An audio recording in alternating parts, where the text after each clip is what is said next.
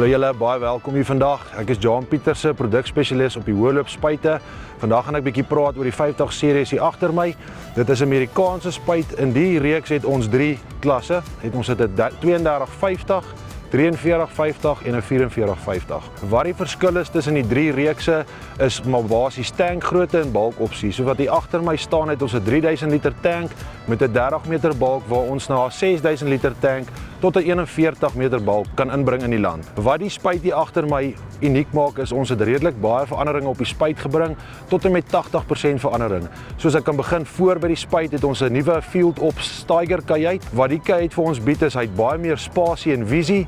Dan het ons ook die elektronika binne hom wat ons 'n Viper 4 Plus skerm het wat ons primêre skerm is en dan ook het ons 'n Pro 1200 waar ons ISOBUS heen en weer op die skerms kan rondswaai om dit vir die operateur makliker te maak om alles dop te hou terwyl hy spuit. As ek beweeg na die tank toe, kan ons hierdie ene is 'n 3000 liter tank, maar ons kan hom ook bestel met 'n 3700 liter tank. Dan op die 4350 bestel ons hom met 'n 4500 liter tank. Dan as ons opgaan na die 4450 toe, kan ons hom tot en met 'n 6000 liter tank bestel. Dan op hierdie een wat hier agter my staan, is dit 'n 6.7 liter Iveco engine wat 'n betroubare engine is in ons reeks. Dieselfde engine as wat in 'n Puma is 'n FPT engine.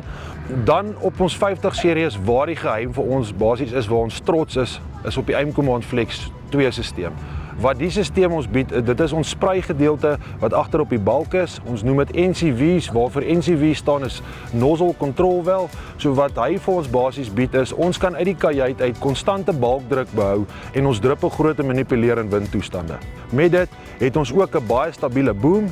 Ons noem dit die XRT stelsel wat vir ons baie stabiliteit in rowwe terrein gee. Dit is vir ons baie belangrik om ook 'n stabiele balk te hê om konstante druppelgrootte op die plante te kan penetreer. Dan wat ons ook kan bylas is 'n WSN kamera. Wat die kamera basies doen is, hy onderskei tussen bruin en groen en hy sal tussen die rye bly tot met 'n spoed van 31 km/h. Verder wat die spuit ook kan bied, het ons 'n wielspasiering van 3 tot 4 meter wat 'n druk van 'n knoppie is in die kajuit. Ons het 5 vaste verstelbare afmetings wat jy kan insit self en is 'n druk van 'n knoppie en die wiele sal uitskuif tot op daai afstand. Dan het ons ook automated rinskrane. Wat dit basies is elektroniese krane wat jy ook met 'n druk van 'n knoppie binne die kajuit en jy kan jou tank rins of jou boom rins sonder om uit te klim. Dan het ons ook aan die linkerkant van die spuit het ons 'n vulstasie wat maklik bekombaar is om vinniger vol te maak en staantyd minder te maak.